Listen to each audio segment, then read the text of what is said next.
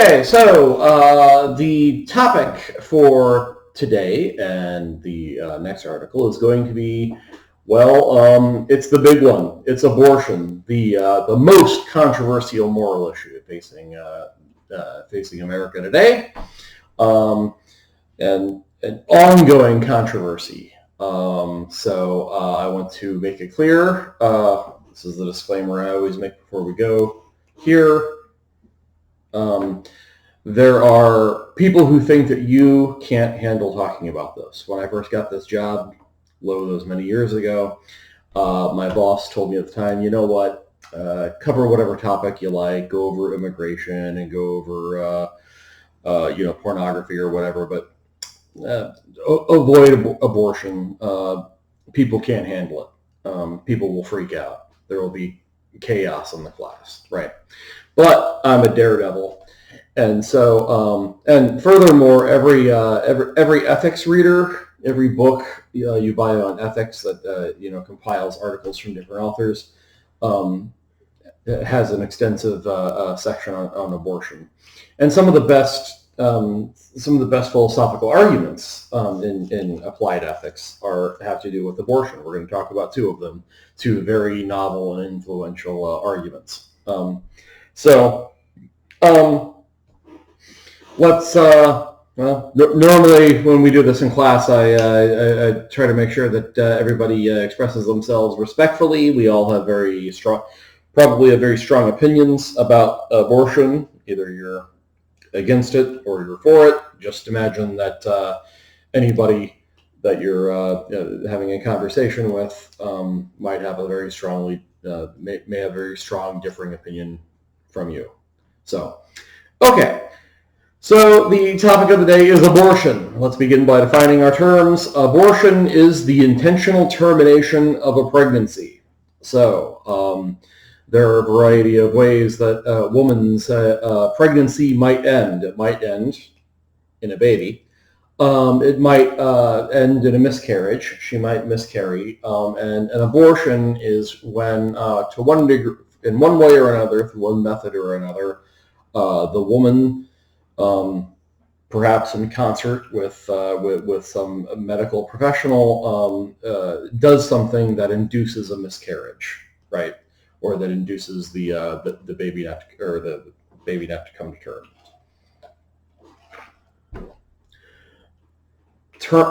So I want to say something about terminology here.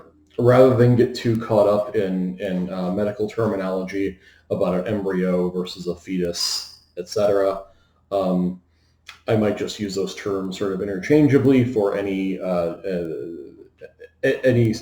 sort of developing fetus at any stage prior to being, by all accounts, a baby, right?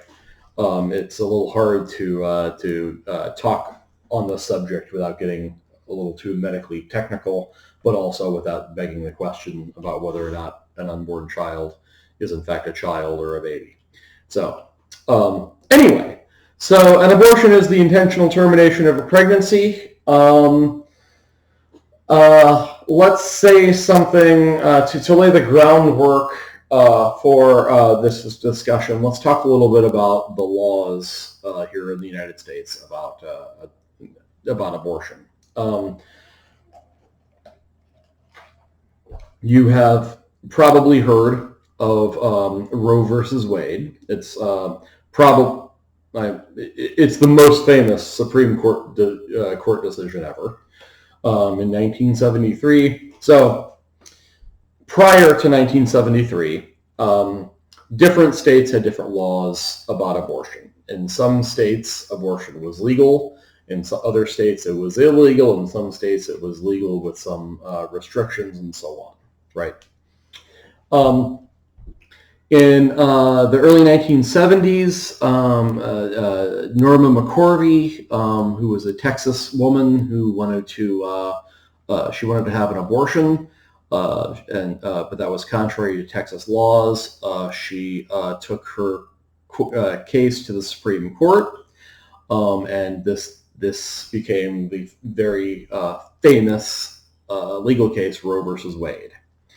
Now, in case you don't know, the Roe versus Wade Supreme Court decision established that there is a universal right to have access to abortion. Women have a universal right to have access to abortion in every state in the union, and that states, even though they can make certain laws that limit access to abortion, and they have, and they are right this very moment, they can't flat out ban it. They can't flat out restrict women's right to abortion. Now, just as an interesting side note, lots of people have heard of Roe versus Wade. Not many people know, though, the basis for the Supreme Court decision. There are lots of philosophical issues surrounding the question of abortion. We're going to talk about some of them now. The Supreme Court, however, given an opportunity to take a strong philosophical position on something and versus finding some way around a philosophical debate, the Supreme Court reasoned in a very strange way in the Roe versus Wade decision. They reasoned in a way that kind of makes both sides of the abortion debate that we're going to get into have a bit of a headache.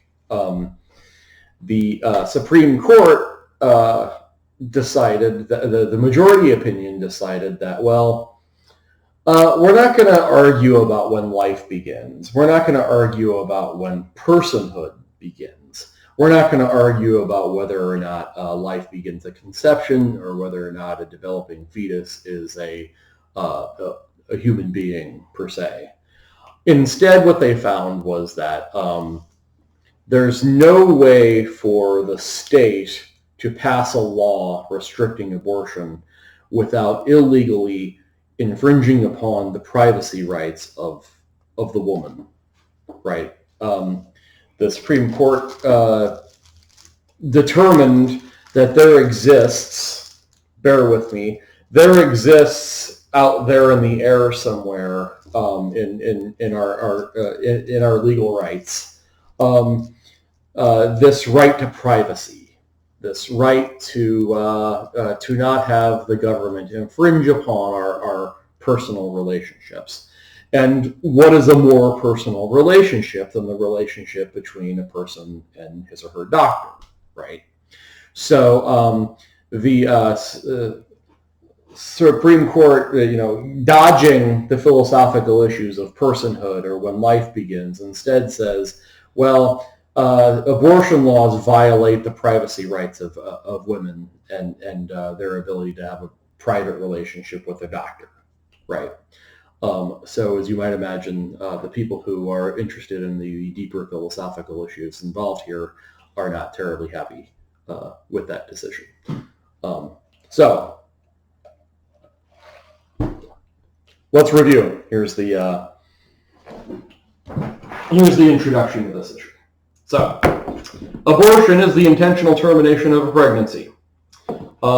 It is legal in all 50 states, even though states can and do try to limit access to abortion procedures. The law of the land says that women have a fundamental right to terminate a pregnancy. And that was determined by the case of Roe versus Wade in 1973. And on the basis that abortion laws violate the privacy rights of women, right? Specifically, the laws intrude upon a private relationship that the woman has with their doctor. So, okay. Now, law aside, let's get into the morality and the ethics of that are at stake in the abortion debate. So. Okay, so what we're going to talk about now is we're going to talk about two traditional, common sense arguments for and against abortion rights. So Don Marquis, who is the philosopher we're talking about today, he goes over both of these arguments, and he tells us what he thinks is defective about both of these arguments, why they don't work. And he offers a third novel argument of his own, so that he thinks is an improvement on these traditional arguments. So, okay. So first of all, let's start out with the traditional pro-life argument. This is the argument that is typically given by opponents of abortion, people who describe themselves as pro-life. And they think that abortion is seriously morally wrong and akin to murder, right? And this argument proceeds this way. This should be familiar to you. If you live in Missouri, you've probably seen a version of this argument on a billboard, near Six Flags. So the argument goes this way: that it is morally wrong to destroy a human life. We tend to agree about that. The embryo is biologically human, and therefore abortion is murder. Abortion destroys this biologically human embryo, and that is seriously morally wrong. It's akin to murder, right? So this argument is often summarized as, abortion and stops a beating heart, right? Something like that, right? So typically, people who are pro-life and people who oppose Roe versus Wade and abortion rights proffer an argument along these lines.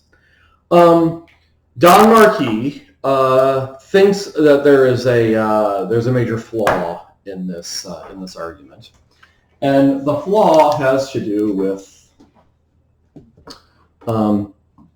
the idea of the embryo being biologically human, right? Actually, a combination of premise one and premise two. He thinks in the first case, it's not always wrong it's not always morally wrong to destroy a human life, especially if we're talking about something that is biologically human. Biologically human covers a lot of ground. When we think of a human being, we think of you and me. But biologically human is a much more technical definition, and Marquis thinks that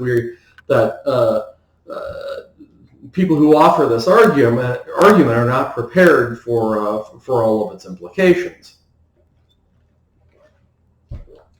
There are, for instance, lots of things that are biologically human that we don't worry about destroying, right? His first and most trenchant example is a human cancer cell, right? A cancer cell is you, right? You are made up of all of these little cells, right? And these little cells are constantly replacing themselves and then dying off, right? Well, these little cells that make you up, sometimes they malfunction and they begin to reproduce and reproduce and reproduce. And this is cancer, right? Now, your body's immune system has a really, really difficult time dealing with cancer because it can't tell, your immune system can't tell the difference between healthy cells that are you and cancerous cells that are you. So these cancer cells just grow and grow and grow, and they disrupt your body's functions, right? So the best treatments we have now for cancer is to try to poison the cancer cells with things like chemotherapy.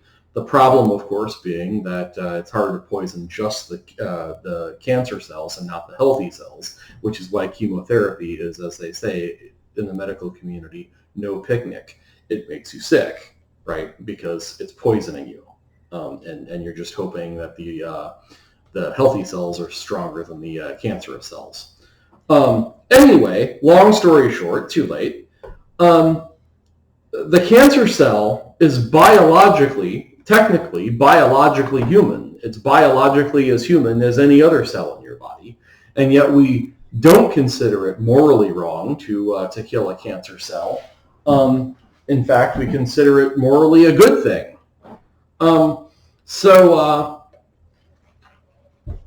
this is kind of an extreme example, and a lot of people accuse Marquis of sort of missing the point. But he's taking an extreme example to make the larger point that this traditional argument places way too much emphasis on the biological status of the fetus, the biological status of anything. Marquis thinks it's very highly dubious that what is valuable about human life is the biological status of that life, right? And he thinks that just because something is biologically human doesn't necessarily mean that it is immoral to destroy it. So that's the problem with the traditional pro-life argument. Now we're going to talk about the traditional pro-choice argument, and what he thinks is wrong with that.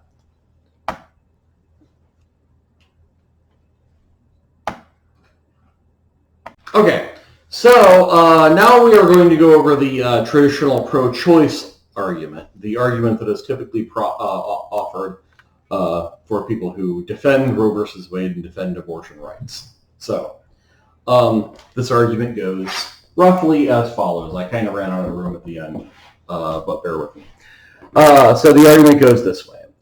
It is only wrong to kill a human person. So here we are differing from the previous argument that said that placed emphasis on the biological status of the fetus. On this argument, we are emphasizing personhood rather than biology. The embryo is not yet a person, but the pregnant woman is. The woman owns her own body, a la John Locke. Remember, we talked about in the second part of class about self-ownership. And has moral authority over what happens to it, over what happens to her body. Therefore, abortion isn't wrong in most cases if it is the choice of the woman, right?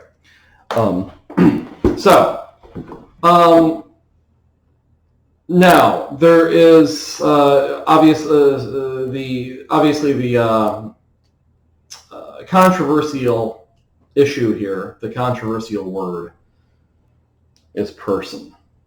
What do we mean by a person? Well, this is where things get a little hairy. Normally, we think of a person as you and me, somebody who has consciousness, somebody who has a subjective experience of life, somebody who understands their place in a community, understands their place in a society, and has a worldview, has thoughts and consciousness about the world around them, right? And we often take it that it is this status as a person that is the highest moral value. That when you kill somebody, the real crime is that you have destroyed the personhood. It's destroyed that person's personhood, right? At the same time, there are cases where somebody, because of some sort of serious injury, might be biologically human but lack personhood, right? If I'm severely mentally, or if I have a severe head injury and no brain activity, I might be alive biologically, but I'm not a person anymore because I'm not having an experience of life. There's nothing that it's like to be me, right?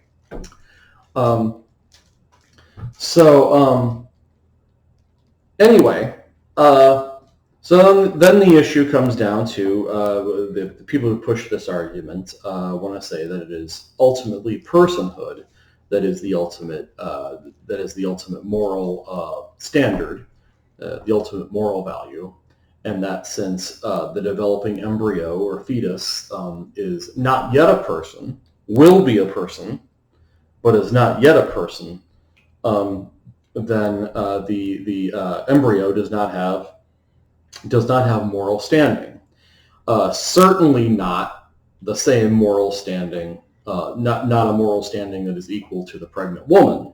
We all agree that she is a person, right? And so even if we grant that the embryo, that a developing embryo, because of its possible future, has some sort of moral worth, and I think intuitively a lot of us do. I mean, when a woman has a miscarriage, we often consider it a real tragedy. We often consider it a very sad event, right? So we need not grant that an embryo is a person in the way that you and I are a person to think that the embryo still has some sort of value and moral value, right? The issue pertinent here, though, is whether or not that value is comparable to the self-ownership of the pregnant woman, whether or not the whatever moral status we might grant to the embryo trumps the ability of the woman to control what happens to her own body, right? Those who push the traditional pro-choice argument say, well, of course not. We can debate we can debate until our lips fall off about what the moral status of an embryo is, but there's zero controversy about what the moral status of the pregnant woman is, right? And zero controversy about whether or not she controls her own body. So, on this view, abortion in most cases is morally acceptable, right? So, as I said, Marquis lays out both of these traditional arguments, and he tells us what he thinks is defective about both of them. So, he didn't like the traditional pro-life argument, right? He thought it placed too much emphasis on the biological status of human beings, and he thinks that biology has very little to do with moral worth. What's the problem with the pro-choice argument? Well, the problem with the pro-choice argument actually, it's similar to an argument that came up in our previous conversations about animal rights. Remember, I pointed out that one of the big issues with animal rights, one of the big issues that haunts animal rights, is what I call the argument for marginal cases, right? And the problem is that when we try to tie the moral standing of anything, whether we're talking about an animal or we're talking about an embryo, when we try to tie the moral status of anything to its ability to have consciousness, to be aware of its environment, to have an experience of life, and so on, we run into the question of, well, aren't there an awful lot of things that don't seem to have an experience of life or consciousness that we do think have a very high moral value, right? For instance, people who are severely mentally disabled, somebody who has the mentality of let's say an infant. We still think that it's wrong to conduct medical research on them, right? There's just something about that however you cash it out, we all intuitively sort of agree that that's super icky, to coin a phrase, right? A similar argument applies here. Marquis says that if we're going to say that that the moral value of a being is attached strictly to its personhood, and we are going to say that personhood is something related to like consciousness or rationality or an experience of life. These are all things that normally people attach to the idea of personhood. then we run into a problem that not only are embryos discounted from being people, but also perhaps neonates, very young children, are discounted as well, right? We might argue about whether or not it's wrong for a woman to have an abortion.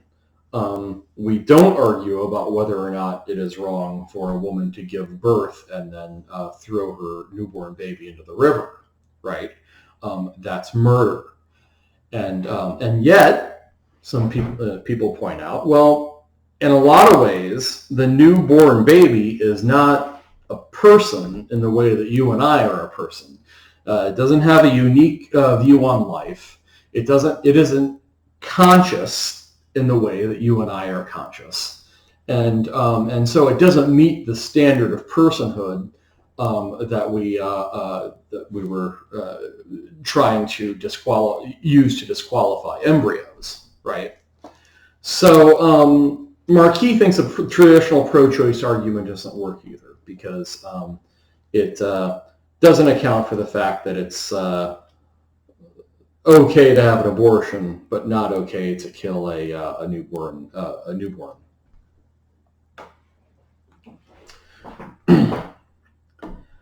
Interesting footnote.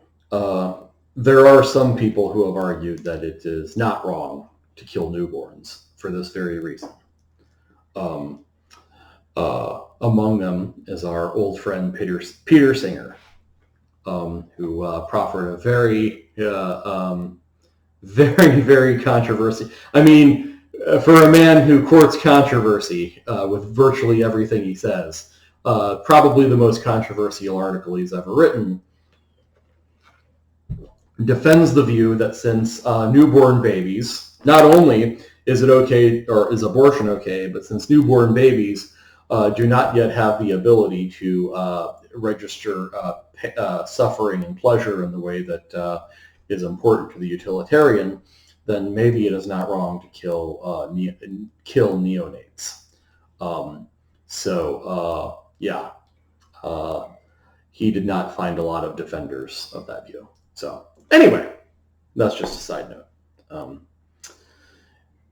It's hard to run an ethics class without Peter Singer coming up again and again and again. So, okay, so now we get to the good part after half an hour. Now we talked about the traditional arguments for and against abortion. Now Marquis is going to add something to discussion. He is going to give us an argument that he thinks solves the problems of both the traditional arguments. And it is going to prove, he says, why abortion is immoral in nearly every case. So, drum roll, please. Okay, so here's Marquis' argument. What he is going to do, the interesting thing, the innovative thing about the argument that he's about to give is that he's going to argue that abortion is wrong in most cases. Right, that's not the innovative thing. But the innovative thing is that he is going to grant the strongest version of his opponent's argument, right? The people who believe that the people that believe that abortion is morally acceptable typically do it on the grounds that the fetus is not a person and therefore does not have moral status comparable to the pregnant woman, right? So what he's going to do is, Marquis, he's going to say, okay, well, let's say my opponent's right. Let's say that the embryo is not a person and it does not have the moral standing that we normally grant to a person. Does it still follow that abortion is okay in most cases? And his answer turns out to be no. Now, why is that? Well, let's start here. Marquis rolling all the way back. Marquis starts with a very basic question. He asks, what makes it wrong to kill you, right? What makes it wrong for somebody to pull out a gun and shoot you dead? I guess I shouldn't joke about school shootings these days. What makes it wrong for somebody to kill you, right? There are a variety of answers that we might give to this question. We might say that it causes you pain, right? Pain is a bad thing, and this would be a utilitarian kind of answer, that it causes you pain, and it causes pain to the people who love you and are around you, right? And so on. It scares people to see somebody killed, right? All of these are utilitarian answers.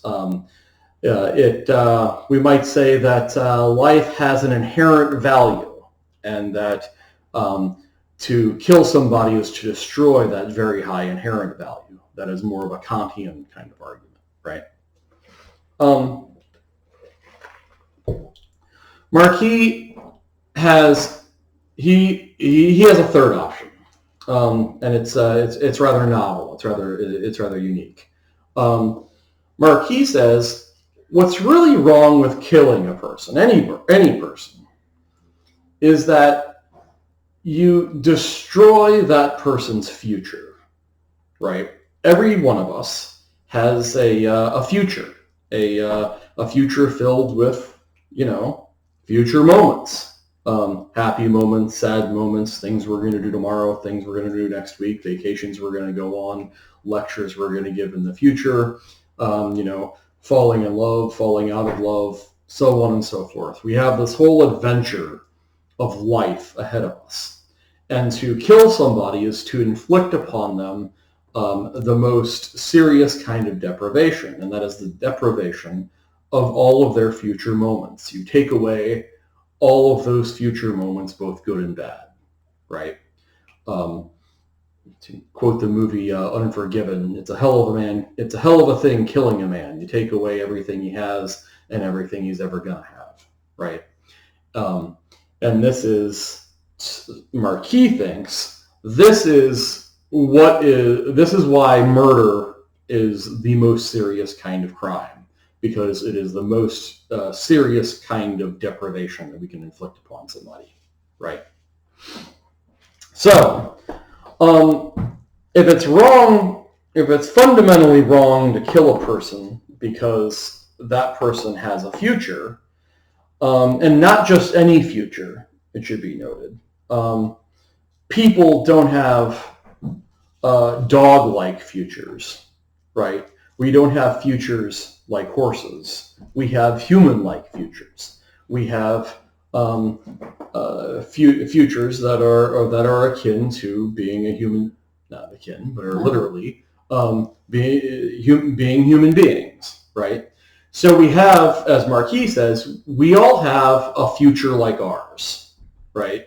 We all have basically similar human-like futures. And to kill somebody is to deprive that person of a future like ours.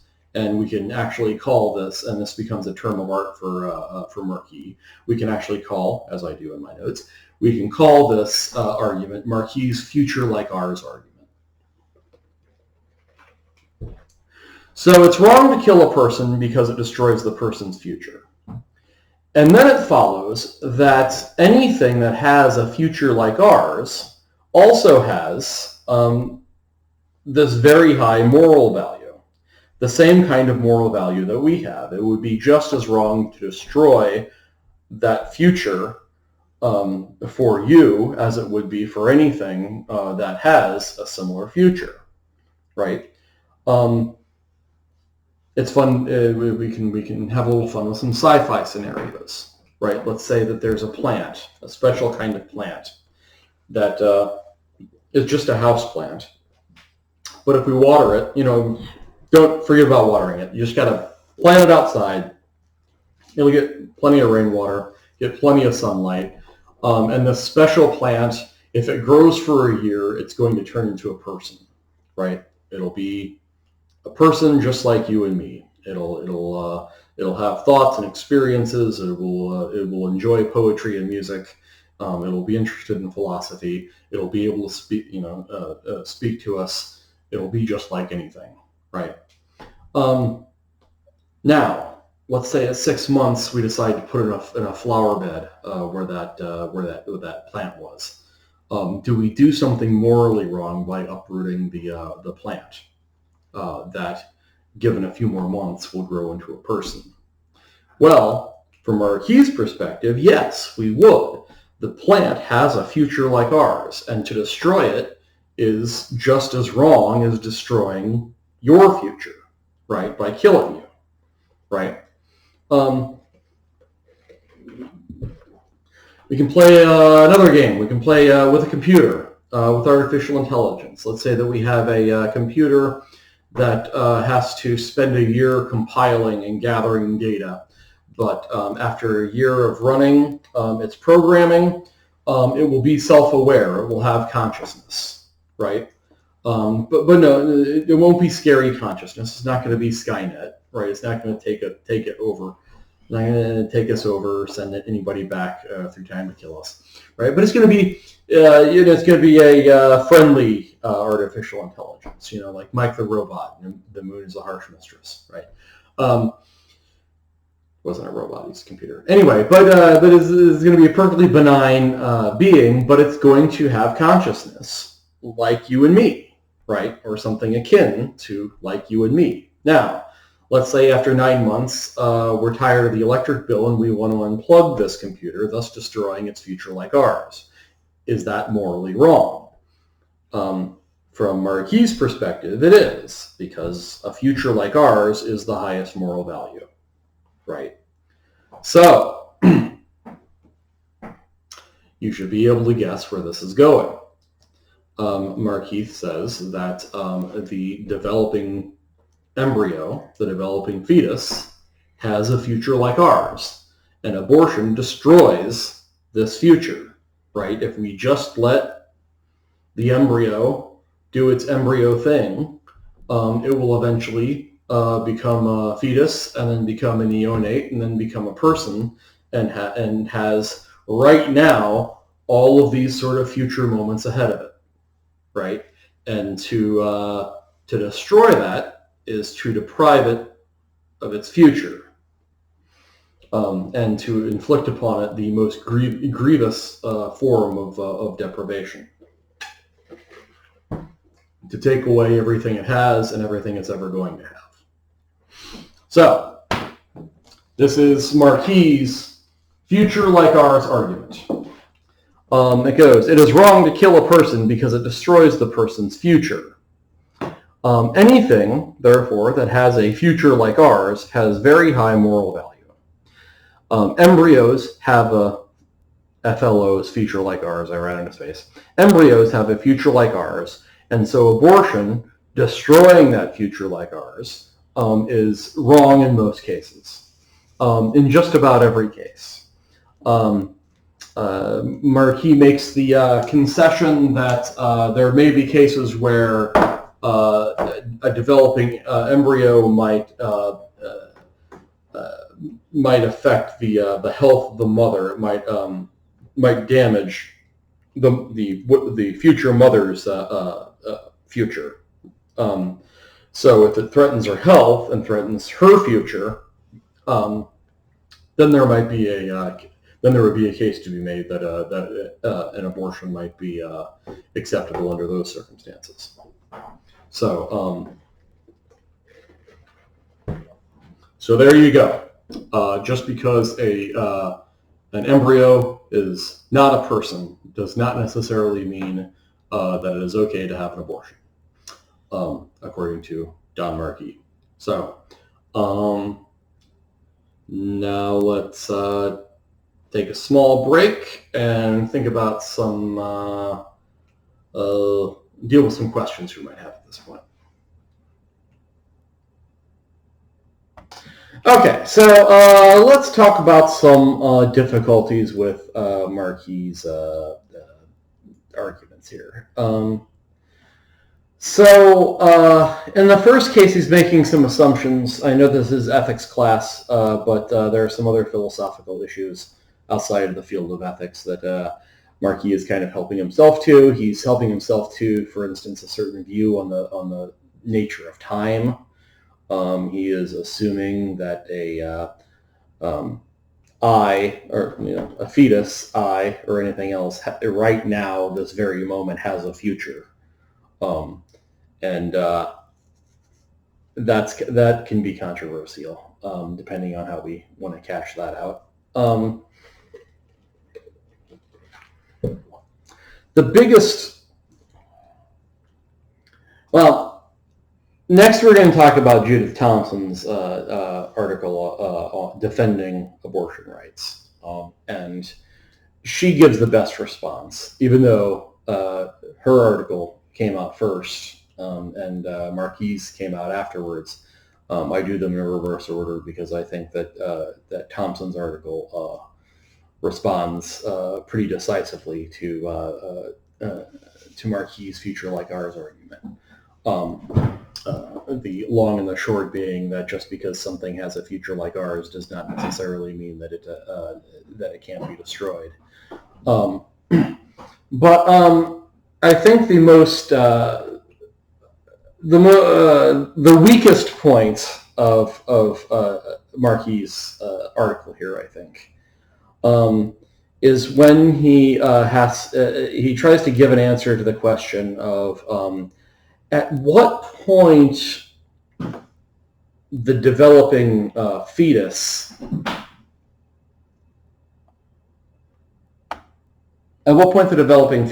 or embryo begins to have a future like ours.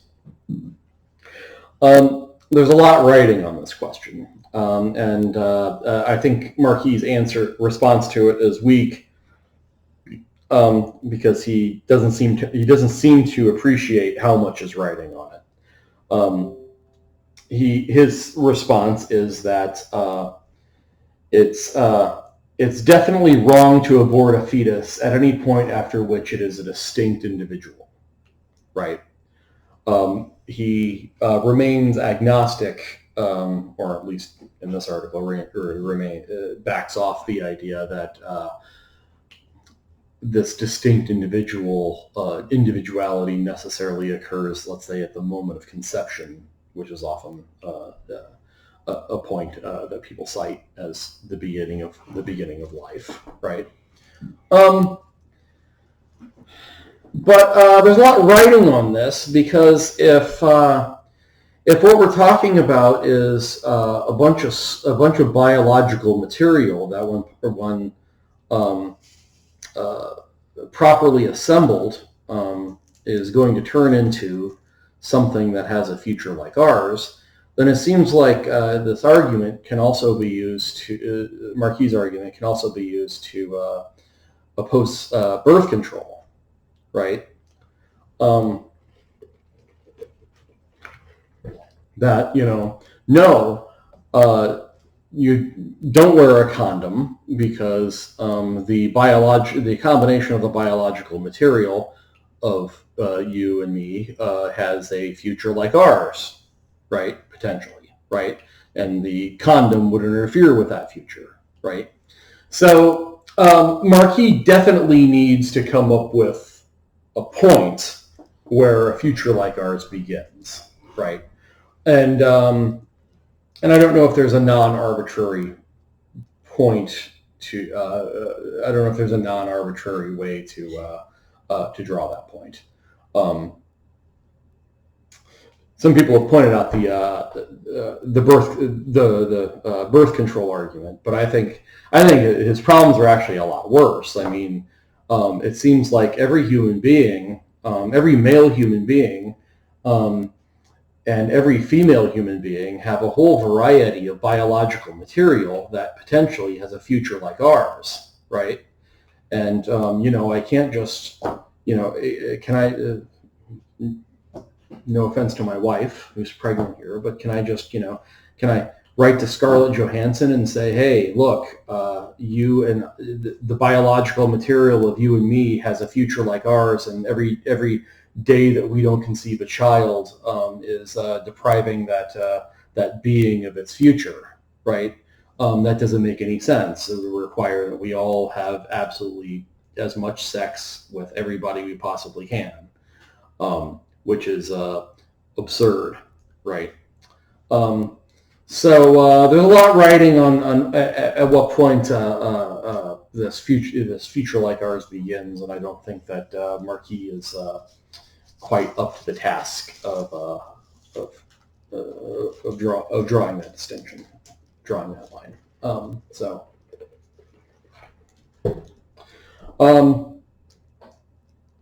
Okay, so okay, so that's what I have to say about Don Marquis and his argument for against abortion. The password for today is I don't know, cat. The password for today is cat. Cats keep trying to intrude upon our lives. So the attendance password for today is cat. So email that to me, and I'll know that you watched this. So next up is a second article about abortion. It is hands down the most widely read and influential philosophical defense of abortion rights. No matter what your position is on the morality of abortion, you definitely want to read Judith Thompson's A Defense of Abortion. Everybody who has any sort of intellectual curiosity about the philosophical issues surrounding abortion needs to be familiar with this article. And it's fun. And it's fun to read. It's crazy. She